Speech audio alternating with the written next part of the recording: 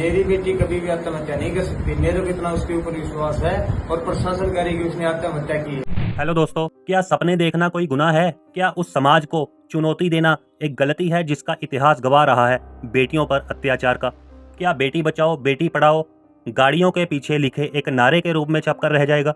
आखिर कहाँ गलती हुई थी मनीषा से जिसकी सजा उसे मिली? क्या उसकी गलती ये थी कि वो अपनी पूरी कोशिश कर रही थी बेटे के बराबर जिम्मेदारियां निभाने की, या फिर वो समाज को अपने सपने पूरे करके दिखाना चाहती थी? क्या ये गलती थी उसकी?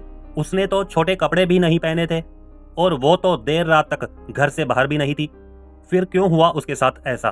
कहाँ हैं वो लोग जो ये सवाल उठाते हैं जब भी किसी लड़की की बलि रेप को चढ़ती है? जिस गर्व और संघर्ष से हमारा संविधान बनकर तैयार हुआ, आज उसी संविधान, कानून और न्याय को चीर फाड़ करने में हमारे देश के नेताओं ने कोई कसर नहीं छोड़ी।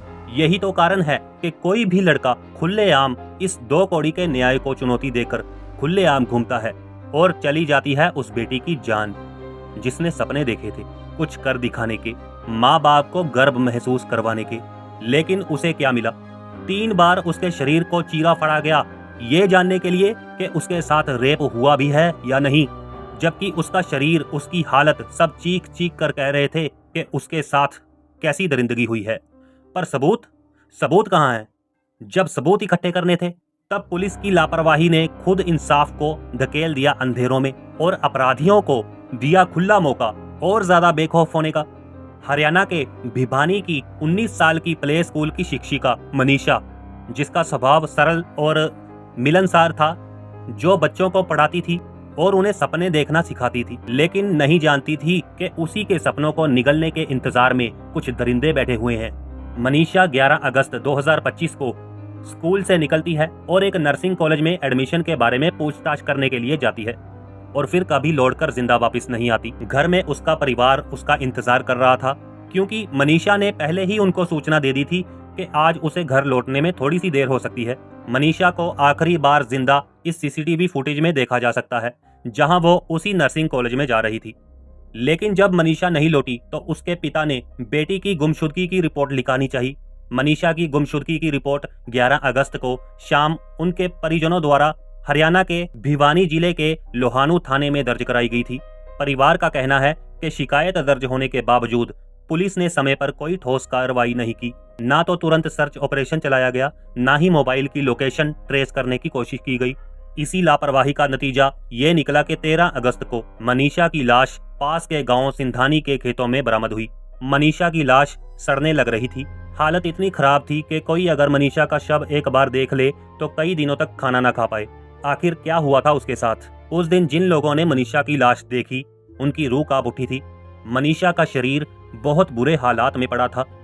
चेहरे पर तेजाब या किसी जलनशील पदार्थ से जलाने के गहरे निशान साफ दिख रहे थे और सबसे भयानक स्थिति ये थी कि उसकी आंखें निकाल ली गई थी, मानो किसी ने जानबूझकर क्रूरता से उसकी आंखें निकाल ली हों।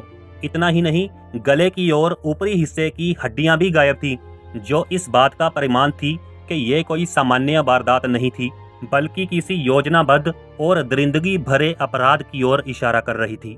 शरीर के कई हिस्सों पर हमले के गहरे घाव देखे गए। कपड़े उसके काफी फटे हुए थे, जिसने यौन शोषण की आशंका और गहरी कर दी थी। आसपास का माहौल भी रोंगटे खड़े कर देने वाला था। शव झाड़ियों में फेंका गया था। खेत की मिट्टी पर खून और जले हुए अवशेष बिखरे पड़े थे।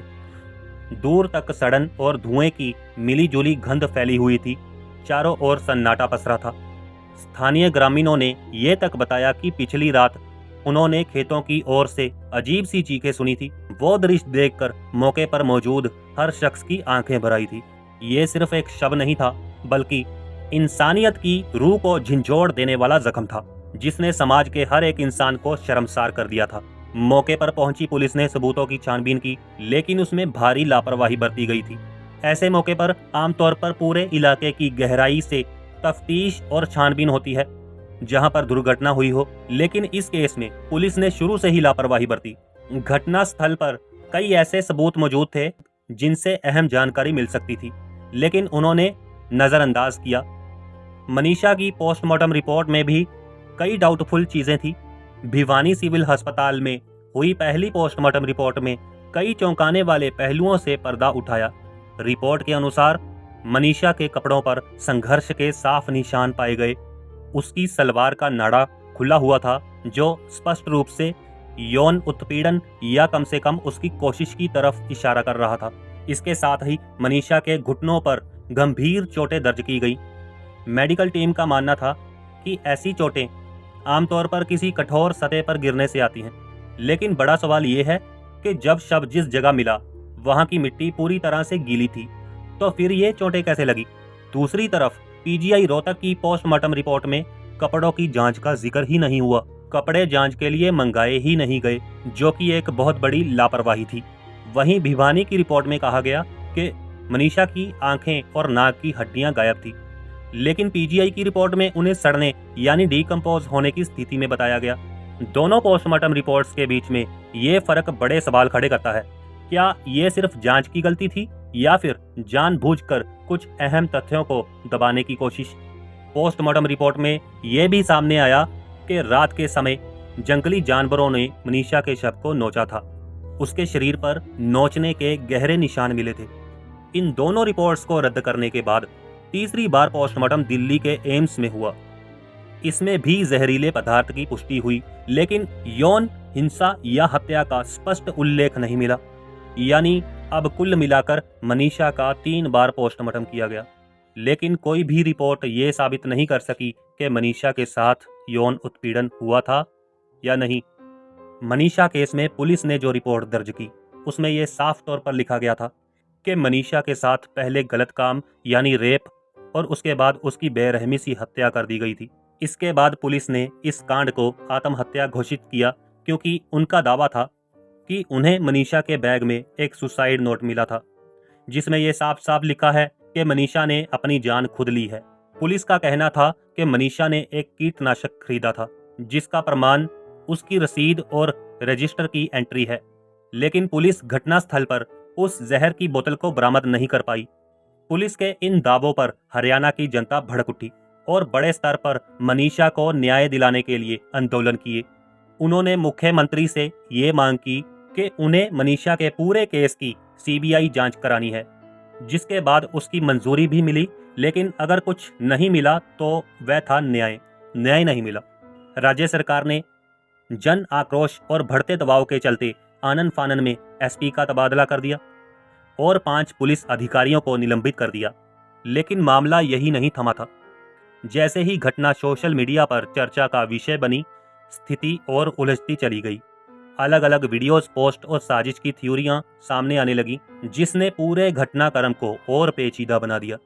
पुलिस अधिकारियों का कहना है कि सोशल मीडिया पर फैलाई गई इन अफवाहों ने न केवल जनता को भड़काया, बल्कि चल रही जांच को भी पटरी से उतार दिया।